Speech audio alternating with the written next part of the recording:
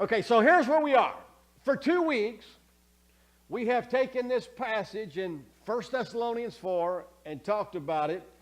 And I want to wrap it up today. And I thought it would be 2 weeks, but it turned out to be 3, so today's the 3rd week.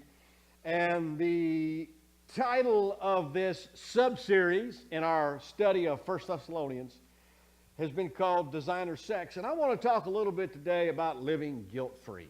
All right? One of my fondest memories of working with my dad was, and listen, my dad, I never saw my dad tired in my life. Are you with me? If it was 5 o'clock in the morning, he had more energy than the entire company, all right? I mean, he just did. So that's the way he was wired. And I don't know what his secret was. He wasn't a health, he wasn't, I don't know. That's just the way he was wired. Anyway, so he lived by 4 letters, W-O-R-K, that's it. And so that's it. I was just him. So anyway, so we'd be on the job. And you know, when you're at work, you're allowed to take a break occasionally, right? And so now my dad wasn't fond of sitting down at break time, but we would. And I had no problem taking 10, 15-minute breaks. So and I still remember these days, and we'd be sitting out there, and then here comes my dad's pickup, And I mean, I'm sitting there, and we're talking. All of a sudden, everybody just jumps up and gets back to work. I'm like, what were y'all doing? Your dad's coming. Well, we can take breaks. This is okay. We're legit here. And I'm like, why are you guys feeling so guilty? Like you weren't putting out or weren't working or, I didn't jump up. I wasn't feeling guilty. I was doing my job. It's okay to take a break. Anyway, and you know what? I think a lot of times people go through life, and one of the areas is sex. I mean, people in their 40s, 50s, and 60s living with guilt and regrets. And I'm saying, no, we got to get past that, and that's where I kind of want to go today. But here's what I know. This past week, you didn't think about it, probably. Don't know that you planned it, but do you know that this past week, you became more of something? Okay, for instance, I became more of a parent or less of a parent this week. You can't stand still. I became more of a husband or less, depending on how the week goes. Now, I know, and it's easy to have a great week, 3 steps forward, next week, 2 steps back. I got all that because life is so fluid and dynamic and all that. But the Bible admonishes us in Romans 12 to continually change and be transformed by the renewing of your mind. It starts here, works its way into our heart and our emotions, and then we act on that. All right? So that's a continual thing. Now, the rub is, as Romans 12 says, the culture is always bombarding us to get us to conform to it. And the culture says, we have your best interest at heart. The Bible says, God has your best. So it's a constant tug of war. So this past week, you became more like Christ or more like the culture. Now, if you could think back, it would be interesting just to go home today and, wow, wonder what I became more like this past week. And then you can go back and reflect a little bit. But it's still a great question to ask. And here's the deal. We have a sinful nature. So it's easy to conform to the culture because we just do what comes naturally. But to be like Christ, we got to go swim against the current. So it's a little tougher, if you will. So here we are in 1 Thessalonians, a great church, a model church. Paul has nothing but praise, but he says, you know what?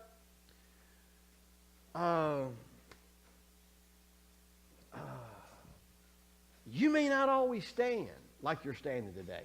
So I want to talk to you a little bit about that. And the very first thing he brings up is the topic of sex. Now, we looked at verse 3 last week, And I'm not going to go back there and read that. I've got to press on because our time is limited. But here's what I know. People get derailed all the time. Just out of the blue, sexually. We had a recent derailment in Philadelphia. Just out of the blue. Nobody expected it. Things were going well until they rounded a curve. Going too fast. Derailed. I mean, wow. So you're like, what if you told the engineer, okay, now I want you to be careful going around the curves. Watch your speed. You're like, whatever. And that's what Paul's saying here. No, you're still on the tracks, but I just want to make sure you don't get derailed. Now, here's what I know. We talked a little bit about holiness last week. In 1 Thessalonians 4:4, it says that each one of you may know how to control his own body in holiness and honor. Now, I'm going to tell you, if you told me, give me 2 words that really help you the most, you know what I would tell you? The sovereignty of God and the holiness of God. Now, a lot of people, when they think holiness, come on, you know what they think. Oh, that's oppressive. Oh, that's restrictive. That's like overbearing. That's just out of date or whatever. You know, I mean, we just do. I just want to go back quickly. 1 Samuel chapter 2. Hannah, and I won't give you the whole story, but you want to go back, read 1 Samuel this afternoon, chapter 1, chapter 2. Hannah is barren, has no kids, and she prayed. Eventually, God answered her prayer. She had kids, 6 eventually. And but anyway, after the first child, she prayed, "My heart rejoices in the Lord. The Lord has made me strong. Now I have an answer for my enemies," because people ridiculed her. "I rejoice because you rescued me." And here's what she says in verse 2. "No one is holy like the Lord." Most people would say that God's holiness isn't what's best for me.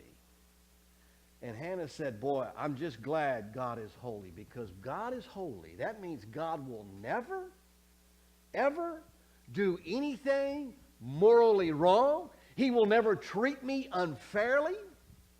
He'll never allow something to come into my life that wasn't for my good. Oh, did Hannah think that her barrenness was good when it was there? No. But when she could look back, she saw it, and it's because of God's holiness.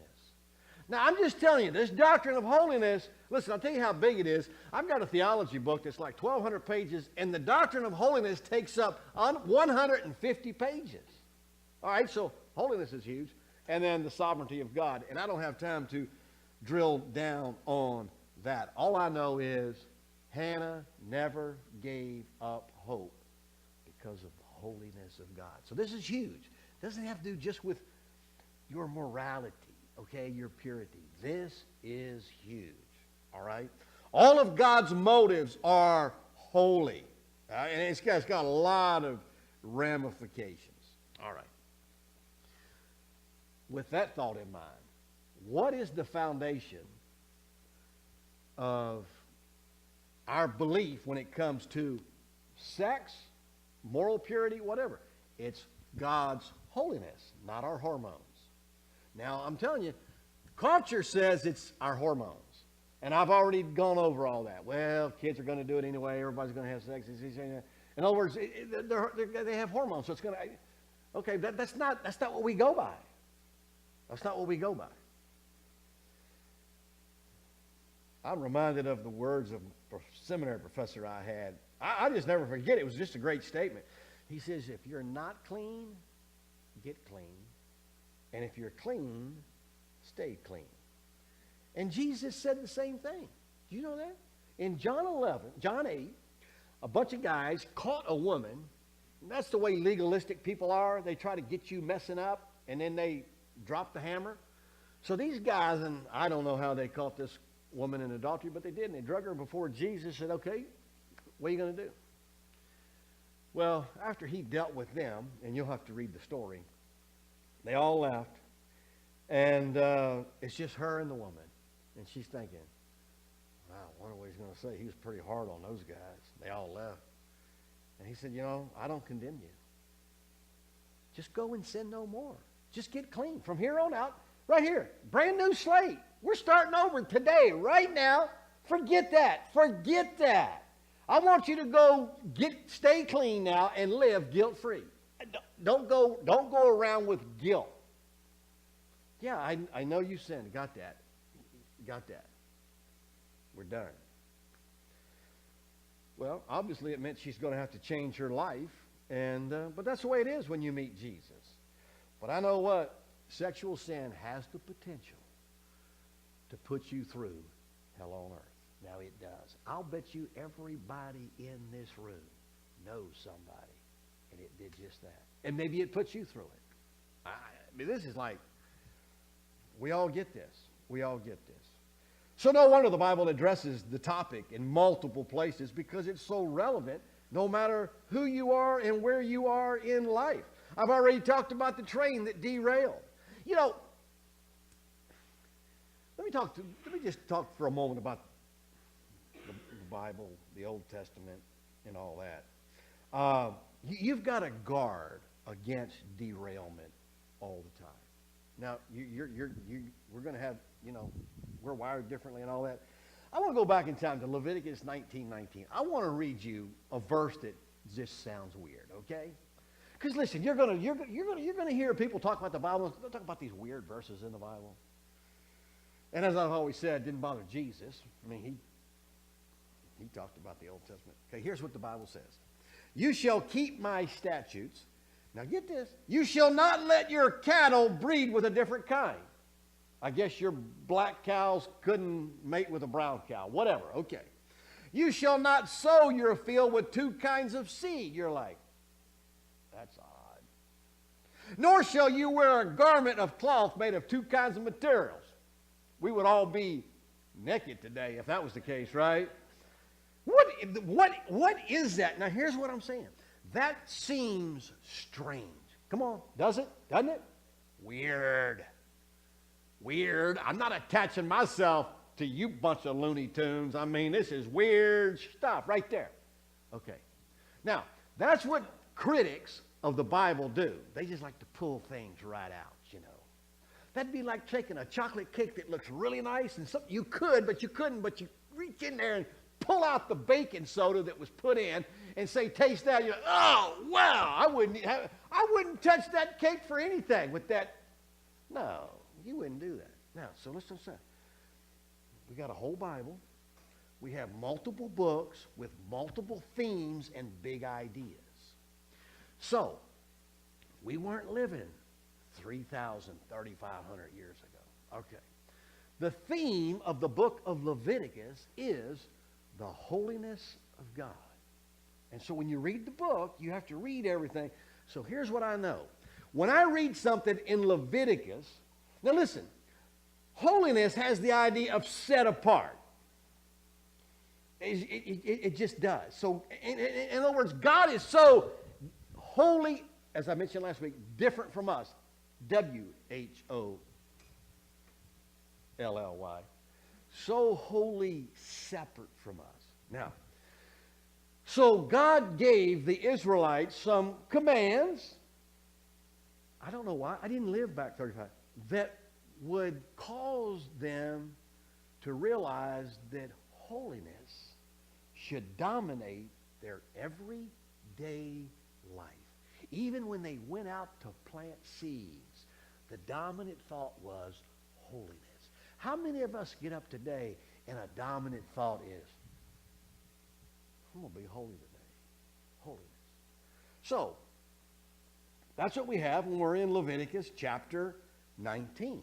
Now, I want you to also understand, you should always have a picture. Okay, in the Bible, you know, we're talking about sex, marriage, and not marriage, and all that. But all I'm saying is, what practices do I have in my life that portray the holiness of God or portray the picture, for instance. Okay, so I'm married, and my marriage is a picture of Christ relation to the church. All right, so I'm the husband. All right, okay, in a marriage, you have a man, and in this case, it's me, and I have a wife. That's Carol. Now, in the New Testament, the church is called the bride of Christ. So, Christ is the groom, and we're the bride. All right, that's a picture. All right, so I don't want to destroy the picture. Now, Christ is totally devoted to his church, the people. All right? Okay, so to keep that picture straight, I've got to be totally devoted exclusively to my wife. You with me? And of course, Ephesians talks about loving my wife and as Christ loved the church. All right, so I've already got a picture drawn for me. So how does this play out now? I mean, I got to figure out now how this plays out in my life today. I didn't live 3,500 years ago. Some of those things don't apply to me, doesn't work, whatever. I'm in a whole different society. Let me say this. Some people are, I think there are, you can, like on cable, you can do parental controls. Is that correct? Okay. Let's fast forward 100 years. Now, we don't know what's going to happen in technology. Somebody will look at back 100 years and read something, parental controls. That's the stupidest thing we ever heard of. What was that for? Because we don't know what's going to happen. You see what I'm saying? So it's a little hard to go back and criticize something when you didn't live in that era. Are you with me? Okay. So I got to figure it out how it's going to play out in my life. This whole thing. All right. So it's going to start with managing myself. Right? You know, I don't. Someone said this, and it's pretty good. It said the antidote to exhaustion is wholeheartedness. And I thought about that, and I thought, maybe that's why my dad never got tired. I'm telling you, believers, come on, do you ever get tired of doing the spiritual stuff? You know what I mean? Come on, you don't have to answer out loud, just to yourself. Could it be that we're just not as wholehearted? That would be the antidote? I just found that fascinating. Anyway, look, you get tired of watching what you eat, if you watch what you eat. Not watch while you know what I mean, but if you watch what you eat, you know what I'm saying? Carol had made some chocolate chip cookies for her class, and she brought some home because she had some left over, and I like chocolate chip cookies. Now, I'm not really eating chocolate chip cookies, but they're on the counter. What do you, look, it's hard for me to manage myself when there are chocolate chip cookies on the counter. So I ate them all, finished them, and now it's easy. Are you with me? All I'm saying is, you know how hard this is? And we all have weaknesses. We just do. And, you know, we can rationalize anything. All I'm saying is if I'm going to manage myself, I have to manage my spiritual walk. Now, I do. I mean, I got to monitor my prayer life, my Bible reading, inviting, sharing my faith, whatever. You know, there's some verses you could pray every day. It wouldn't be a bad idea to have 2 or 3 that you just pray every day. Here's one, Psalm 86:11. Teach me your ways, O Lord, that I may live according to your truth. Grant me purity of heart. And here's what it says. So that I may honor you. Honor you. We all know what honor means. You don't want anybody to dishonor your family name. So you know, it's like Jesse James. Everybody thinks of something. Bonnie and Clyde. You think of something. You know what I mean? You know, you can dishonor the family name just by doing something stupid. Can you not? Same thing spiritually. Jeremiah 10:23. I know, O Lord, that the way of man is not in himself. Could we just admit that? That it's not in man who walks to direct his steps. So you could pray every day, God, direct my steps today. I'll tell you how this plays out in my life. I'm not even talking from a moral standpoint. Every week when I prepare a message, I have hundreds of places. Listen, forget, I have a really nice library. Forget that. I have the internet.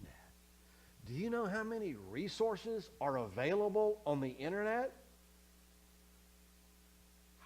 How do you pick out the 25 or 30 out of 50 million? You need direction. I mean, I do. I pray that all the time. I have to. That's just a practical thing. And how it's going to play out in your life. Ask God to direct your steps. I mean, if I'm married, I got to watch my marriage. My mind, you know, what am I reading? My media intake. Boy, with the internet and Facebook and all that. Here's what the psalmist said, and this was before the internet. I will not set before my eyes anything that is worthless. I hate the work of those who fall away. It shall not cling to me. Job 31, here's what Job said. I made a covenant with my eyes. How then could I gaze or lust at a virgin or another woman? I'm just not going to do that. Now, listen, this is the month of May. I knew y'all knew that. The reason the month of May stands out in my mind, it was a few years ago. I'm meeting a guy in Starbucks. And I've told this story before, so if you've been around for a few years, you've heard me tell this. And so we're sitting in Starbucks, and we're talking. And here we are. We're at the table. We're at the table. And let's just say I'm over there, and this is him. Okay, this is not me. This is him. And in the month of May, it starts to warm up. Are you with me? So you tend to see more legs. Are you with me? Just higher skirts. You with me? It's true. I'm just telling you. All right. So we're sitting in there talking to Starbucks, and while we're talking, this girl walks in. And I mean, I've never seen this happen except one time in my life. I mean, I'm a guy. Guys are always looking. Man, look, I work with construction guys. I could tell you the story about a guy who saw a girl's legs in a car down below the building, went running off the building, got a date, blah, blah. I could tell you the story. He got married. I won't tell you the whole story right now. He wound up marrying her. Anyway, another story. It's a great story. Had kids, had a great marriage. All right. So back to Starbucks. And so here's what he did. The girl walks in, and I know this is not an exaggeration. I just want you to know that. And I'm right here. I'm like, you were talking to me. And I mean, guys are a little more discreet, kind of like, yeah, what are you saying? I'm just telling you, guys are a little, aren't they, guys? Go ahead, if you're next to your wife, shoot.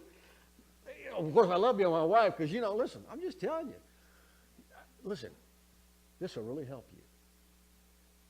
Guys can't not notice an attractive woman. We go by sight. See, when women say you guys are so shallow, I know. It's just our sight. We are shallow. So, if I'm with Carol, now I'm just telling you, but as a believer, I go in Starbucks, I know, I can't look. I can't even glance. I'm just telling you, what if somebody sees me?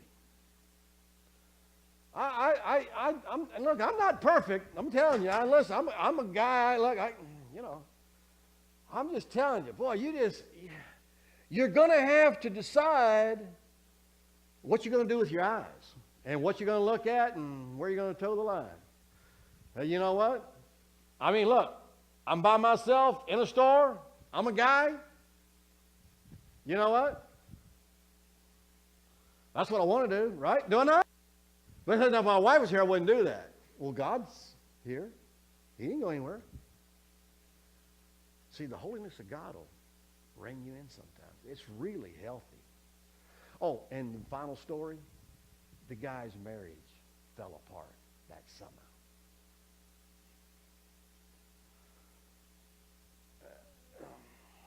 I'm just telling you. And I could tell you more stories, but I don't have enough time. Well, Job managed himself, so how are you going to manage yourself? Well, let's move on. Verse 4, not in the passion of lust like the Gentiles. This is just referring to people outside the faith who do not know God, that no one transgress and wrong his brother. Now, you could circle the word lust, if you will. Every time that word is used in the New Testament, it's for sinful human desires. In Romans chapter 1, for this reason, God gave them up to dishonorable passions. Women exchange natural relations for those that are contrary to nature. And you can read the whole passage. All I'm saying is, here's what I know. As a believer, you may have some standards and what have you, what you want to come up with. And I've had people laugh at me, and that's fine. I don't mind. Look, here's the deal. I don't do coffee or lunch or anything with other women, unless Carol's with me. We just don't. If I meet somebody in the church and it's a woman, I just say, well, hey, Carol and I will meet you whenever. I just make it known right there. Carol be with me. That's not a problem. I mean, it's just not. Now, listen, I know a guy. I'm not there. This guy's probably like 40 years old, got a few little kids, and on his staff, he's got a large church. And he's probably got at least a dozen women under the age of 35 on his staff. And he'll go have lunch and coffee with them by themselves. All right? I don't do that. I mean, you got to figure out what works. And, of course, it's just something you and your spouse would agree with. So you got to decide. It's not that my rules should be your rules or whatever. I mean, it's just you got to decide what works for you. For instance, okay, some people have internet filters or programs or whatever. I don't have any protection on my iPad, my laptop, or my phone. Okay? You say, wow, isn't that a little dangerous? No. I've got a wife who looks at my phone. We're riding down the road. Here you go, use my phone. You know, you want to do some searches? Use my phone. You know, and everybody in my family knows I wouldn't know how to cover my tracks. Are you with me? And I'm not trying to find out. People use my iPad. Carol's on it all the time. I'm gonna look at something. Go ahead. Here's my iPad. Laptop, same thing. I got it. I mean, if I do something, I'm gonna get caught, right? So that's pretty good. I mean, that's pretty good. But besides that, God, I'll never forget. I'm going to finish this message today. I might have to skip something. I'll never forget. I was in a conference in Florida years ago. Carol's with me, and we're sitting up in the balcony. And the guy was preaching out of Timothy. Anyway, he's talking about moral purity and all that. And then, here's what he said. I'll never forget it. I still have the video cassette tape. It was so good. I wish I had the video, but here's what he said. So you got all these pastors and staff and, you know, deacons or whatever they have, and they're all in town for this big conference, staying at motels. And a lot of them came without their wives. Are you with me? So he's up there preaching, and he said, I just want you to know, this morning, we called all the motels, and we've got everybody's record of what you watched last night. It got quiet as a pin. And then he said, nah, we didn't do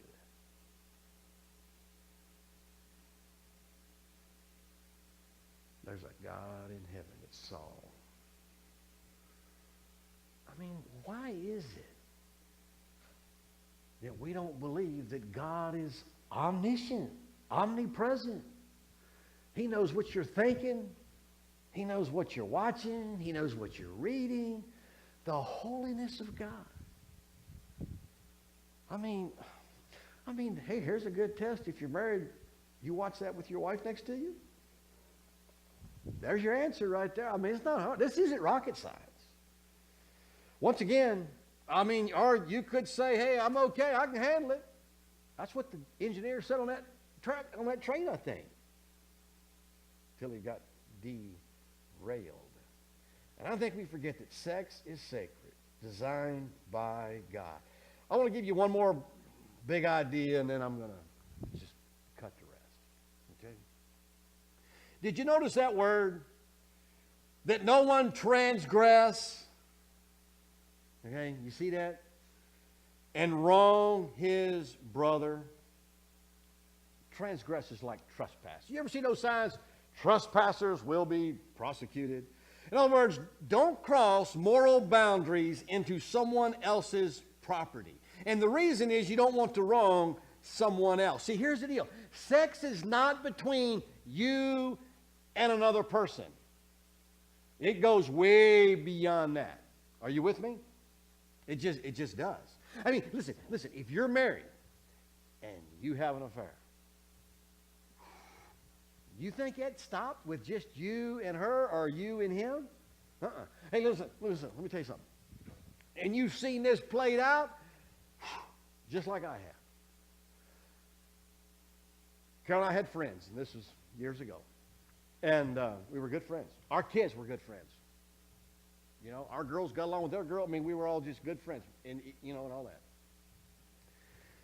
And the guy ran into an old flame from high school. This was before Facebook.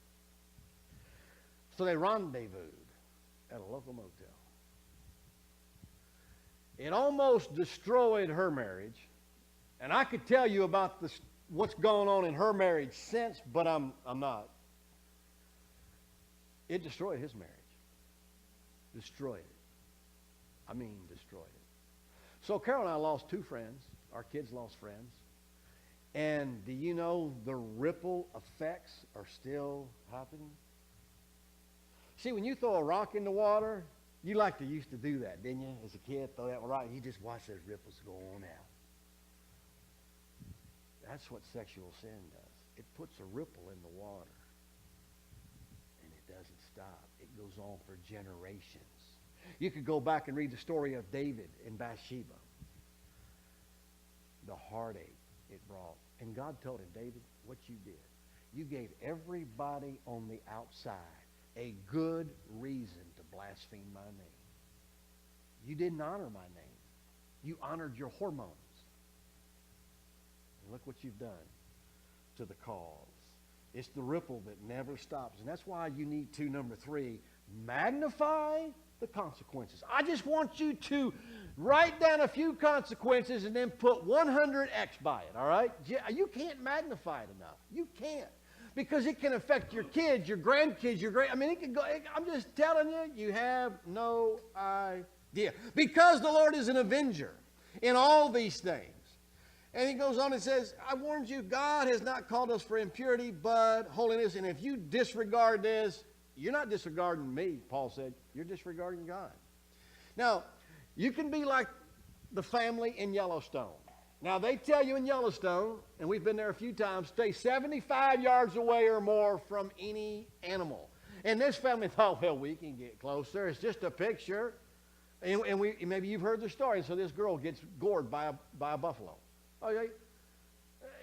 Okay, go ahead, ignore it, but to your own peril. All right? And here's what I know. If I mess up morally, I know I'm out of the ministry. Because if you didn't kick me out, I'd leave anyway.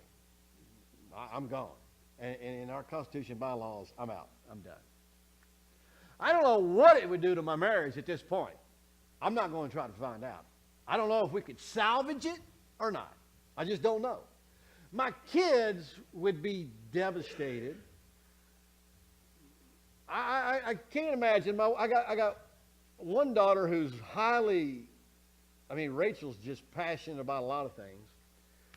I don't know what it would do to her. And then grandkids. I don't know. I don't have grandkids right now. I don't know what it would do. I don't know what it would do.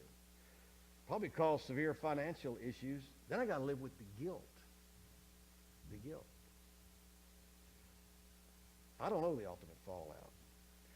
I know of a guy years ago who I used to admire. Got involved sexually in sexual immorality. Did not commit adultery with another woman. He couldn't live with the guilt, and he eventually led to taking his life. What I'm saying is, go ahead, magnify the consequence. You don't know where it will end. You have no idea today where it's going to end. You don't. You don't. I mean, it's scary. You know, think about it. So God designed sex, which is one of the most enjoyable, satisfying activities on the planet, unless you void the warranty. You know, you could void the warranty.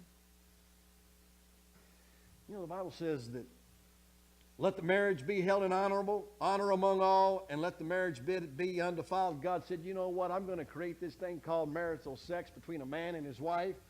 And you know what? Have at it. Free reign. Have at it.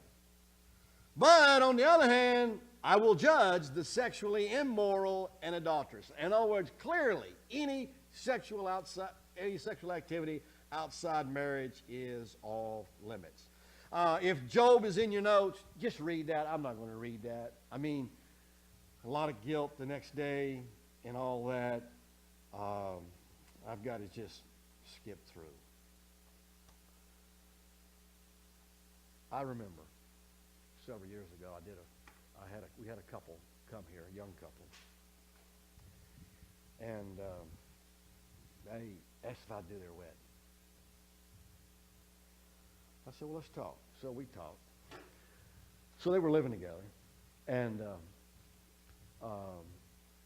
so I said, look, I really want you to have a marriage that'll go the distance. So I'm going to ask that you got to have to change your living arrangements. And because I don't want you to have sex from now to the time you get married. And they both, you can imagine, just imagine the look they gave me, like, you're so out of touch, buddy. And they said, well, yeah, we'll do that. We'll do that. And now, I wasn't the Gestapo, and they actually got a third roommate. And look, I told them, and look, you know, look, you can have sex anywhere, so it didn't matter anyway. So, to this day, I get letters periodically from them. And now they send me pictures of their family. They have 2 boys. They live in Texas. They were in Chicago. Now they're in Texas. And they thank me all the time for the counsel that I gave them. Because basically what I say is, I want you to live guilt-free when you get married. If you'll stop today and just start right here today and get married pure, I said, God will make a difference in your marriage. Forget the past. From here on out, let's go God's way. And they did. Because you know what I know? The Bible says in Romans 5:20 that where sin abounded, grace did much more abound. The grace of God. Wow.